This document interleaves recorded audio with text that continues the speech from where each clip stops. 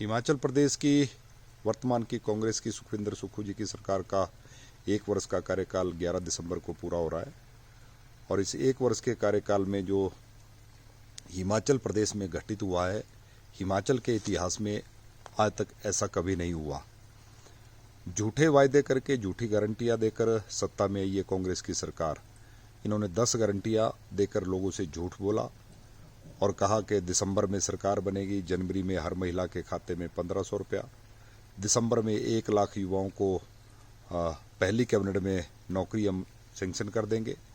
उसके बाद कहा कि किसानों से 2 रुपये किलो गोबर, 100 रुपये लीटर दूध खरीदा जाएगा और 300 यूनिट बिजली फ्री दी जाएगी।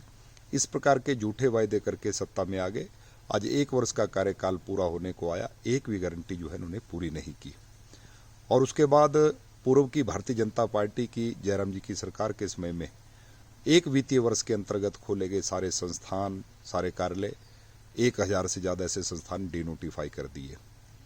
उसके साथ हिमाचल में कानून व्यवस्था की जो स्थिति है, हिमाचल में ऐसी ऐसी घटनाएं होगी, निर्मम हत्याएं होगी जिनकी हम कभी कल्पना भी नहीं कर सकते थे। चंबा में एक बहुत बड़ा उदाहरण है कि हमारे एक नौजवान के टुकड़े टुकड़े करके नाले में फेंक दिए गए। और उसके साथ आपदा आई। आपदा की स्थिति में बहुत से लोगों का नुकसान हुआ, 500 से ज़्यादा लोगों की जानें चली गई, घर चले गए, बिजनेस व्यापार तबाह हो गया। उस आपदा की स्थिति में भी भेदभाव करने का प्रयास किया गया, जबकि हमारा मानना है कि आपदा कभी किसी की जाति, किसी का धर्म, किसी की पार्टी पूछकर नहीं आती। लेकिन इस आपदा की स्थिति में भी वर्तमान सरकार ने लोगों के साथ भेदभाव किया।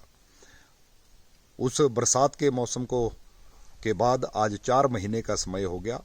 इन 4 महीनों में अभी तक बहुत सी सड़कें जो है वो खोली नहीं गई। जिन पर बसें चलती थी, आज वो बसें नहीं चल पा रही हैं। और उसके साथ स्वास्थ्य सुविधाओं का जो हाल पूरे प्रदेश में है, हम देख रहे हैं कि स्वास्थ्य सुविधाओं में डॉक्टरों को ट्रांसफ़र किया जा रहा है, स्वास्थ्य विभाग के कर्मचारियों को प्रताड़ित किया जा रहा है, शिक्षा विभाग में अनेकों अध्यापकों को भी ट्रांसफ़र किया जा रहा है, उनको भी बदला बदली की भावना से काम किया जा रहा है। और पूर्व की भारतीय जनता पार्टी की सरकार में जो ऑक्सीजन के प्लांट चलाए गए थे, आज सारे ऑक्सीजन के प्लांट भी बंद पड़े हैं। और इस 1 वर्ष के कार्यकाल में सरकार 11 तारीख को एक समारोह करने जा रही है, जश्न करने जा रही है। हम कांग्रेस की सरकार, मुख्यमंत्री से प्रश्न पूछना चाहते हैं कि 1 वर्ष का किस बात का जश्न?